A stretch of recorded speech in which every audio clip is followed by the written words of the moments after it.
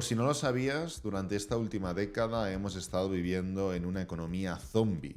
Del mismo modo que hay tantos y tantos edificios de oficinas vacías debido al auge del trabajo desde casa, que no producen dinero alguno, que están totalmente vacíos, que están totalmente deshabitados, pero los dueños de los mismos edificios dicen que tienen bastante valor, pese a que no están produciendo literalmente nada. Como os expliqué en un vídeo pasado, el sistema está roto, con los bancos privados creando el 95% de todo el dinero en circulación y sin que nada les incentive a ser responsables, por lo que están prestando dinero irresponsablemente para después utilizar, por otro lado, ese dinero totalmente falso. Pero evidentemente esto no está al 100% mal. Desde el principio de los tiempos la gente ha pedido dinero prestado para comprar cosas que no podían pagar. Esto simplemente lo que hace es darle movimiento al dinero y hacer que circule más. Pero es que hay un momento en el cual las personas exceden la capacidad que tienen de pedir prestado y no pueden pagar sus deudas. Y aquí es donde empiezan a complicarse las cosas. En realidad es algo natural, es algo normal, forma parte de cualquier ciclo económico. Este no es el problema lo trataremos más adelante. Y es que pues un ciclo económico lo podríamos dividir en varias fases. Primero tenemos como una especie de fase de expansión, donde todo está subiendo, llegamos a una especie de pico y desde este pico entramos a vivir una contracción. Después de la contracción viene la depresión, que es la etapa más baja, y después de la depresión viene de nuevo la recuperación y así vuelve a vivirse esta especie de ciclo económico. Aquí tendríamos una especie de expansión. Esto sería un periodo donde pues la gente está empezando a pedir prestado, está empezando a gastar, el dinero empieza a circular, la economía empieza a crecer, todo empieza a ir de lujo. Luego llegamos, como he dicho, al pico. En este apartado es cuando ya, pues por ejemplo, los bancos centrales han tenido que empezar a subir los tipos de interés para controlar un poco la inflación, para que la gente no se pase de lista, porque estamos empezando a sobrepasar ciertos límites. Hay prácticamente cero desempleo, las empresas están invirtiendo constantemente en nuevos recursos, pero después de llegar a ese pico empieza la contracción y es literalmente lo mismo, pero cuesta abajo. Aquí ya empiezan a no pagarse ciertas deudas, la gente se da cuenta que se ha metido en fregados de los que le va a costar salir, empieza a haber desempleo porque las empresas han invertido mucho y están teniendo más gastos de lo habitual. Como empieza a haber desempleo, la gente gasta menos, estas empresas tienen que despedir más, hasta que llegamos a esa fase de depresión. Es la fase más baja de la economía. Aquí los tipos de interés ya se han reducido al mínimo. El gobierno quiere incitar a lo contrario. Si en esta fase de aquí intentaba incitar a gastar menos, aquí intenta incitar a gastar más. El desempleo está por las nubes, hay problemas económicos reales, la gente se queda sin casa. Las deudas, evidentemente, dejan de pagarse por completo, hasta que todas las medidas que el gobierno aplica llevan sus frutos y se entra de nuevo en una fase de recuperación. La fase de recuperación, pues bueno, es una fase previa a la expansión, donde pues ya empezamos a salir de esa depresión y de aquí pues vamos a pasar de nuevo, como siempre, a la fase de expansión y así se va a ir repitiendo todo hasta que la economía vuelva a llegar a un pico y nuevamente se vuelve a repetir ese puzzle. Como digo, el tema no es el ciclo siempre es el mismo, el tema es ciertas consecuencias que están derivando de algunos actos que están llevando a cabo los bancos centrales. Y aunque pueda parecer todo algo enigmático, lo iremos resolviendo durante los próximos minutos. Sin embargo, todo cambió en el año 2008, cuando los bancos centrales entraron en la ecuación del ciclo económico que justamente hemos comentado.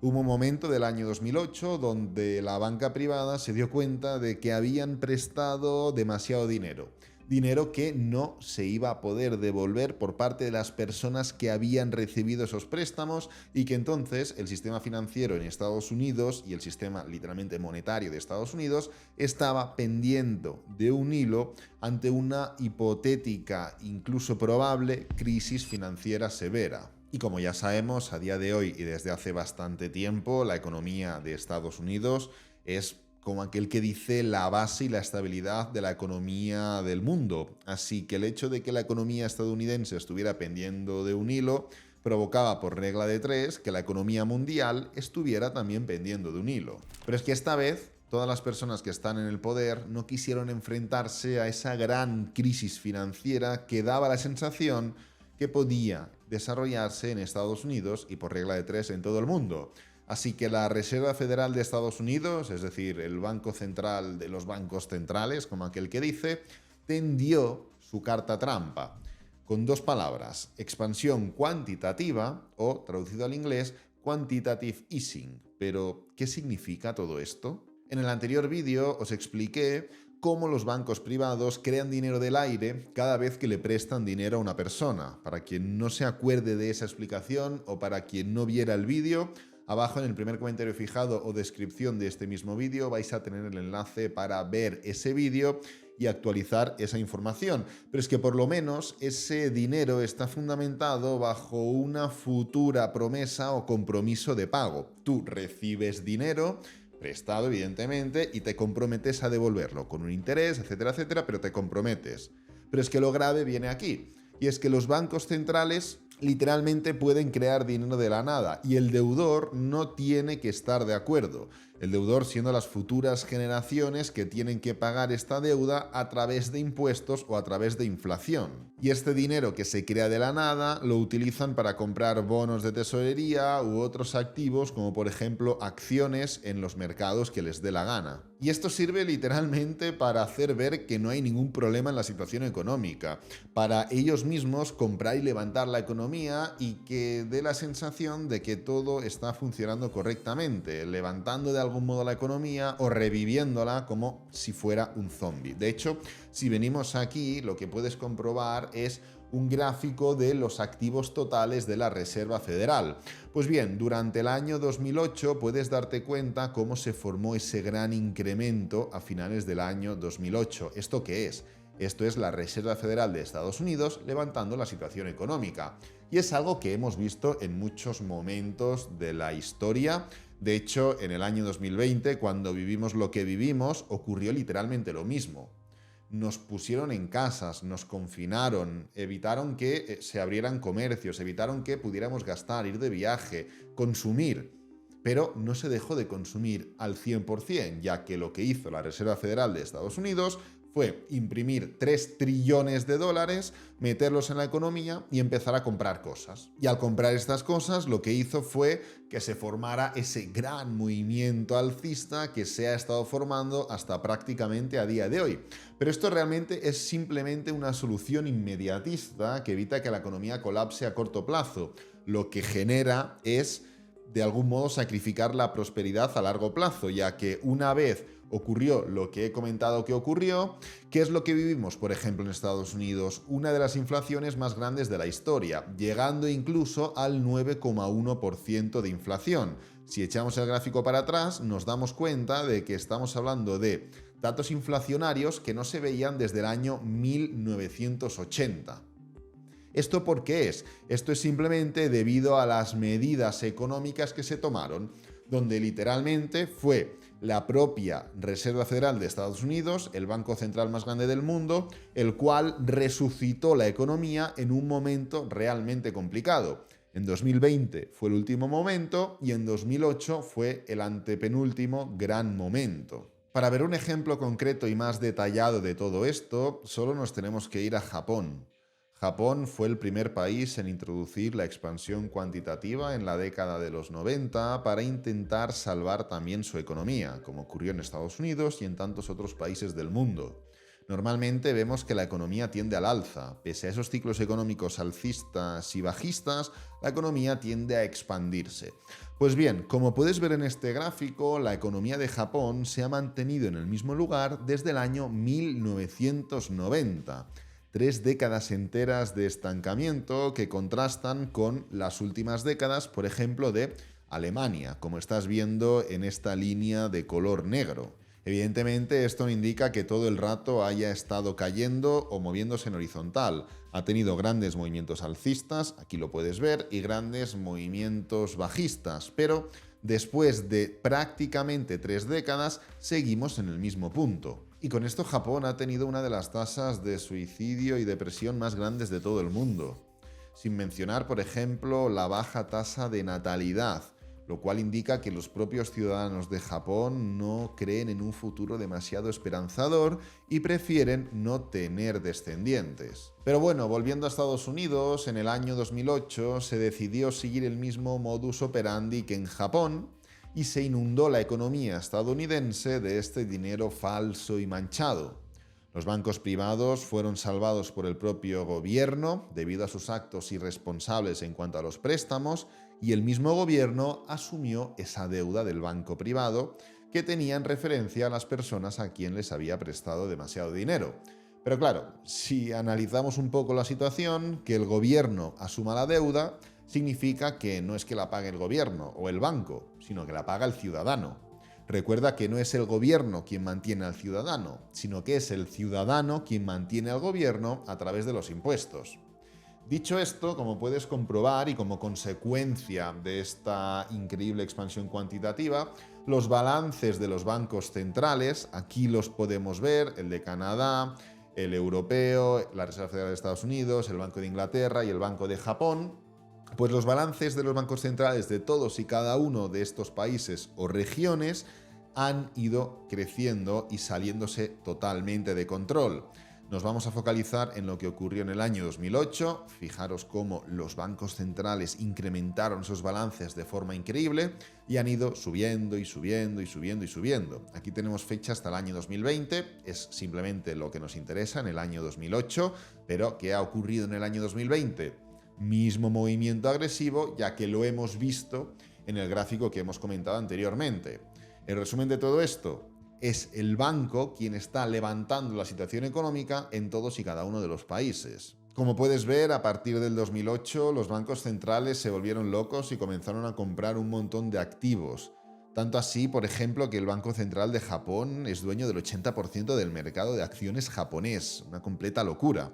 Pero no solo eso, sino que el balance del mismo Banco Central de Japón es más grande que todo el PIB del país entero. Y esto no es un caso aislado solo para Japón. El mercado de acciones de Estados Unidos también ha sobrepasado el PIB del propio país. Datos que indican claramente que el mercado está sobrevalorado debido a que se ha hinchado constantemente durante los últimos años por los propios bancos centrales y que en cualquier momento determinado podría entrar en una gran corrección. Pero es que esto no lo digo solo yo. Como puedes ver, Warren Buffett, el mejor inversor de toda la historia, ahora mismo está acumulando reservas de efectivo, ya que cree que no hay inversiones buenas por el momento. Fíjate como, por ejemplo, el Banco Central de los Estados Unidos crea $1 trillón de dinero nuevo cada 100 días y la cuenta cada vez se pone más grande para los ciudadanos estadounidenses. Y para ponerte en contexto, se requirieron más de 200 años desde la independencia de los Estados Unidos en el 1776 hasta el 2008 para acumular $1 trillón en deuda. Y ahora mismo la deuda se encuentra en 34 trillones de dólares. Y os estoy diciendo todo esto, pero parece que la economía de Estados Unidos aún no ha colapsado. ¿Dónde está la inflación que debería estar?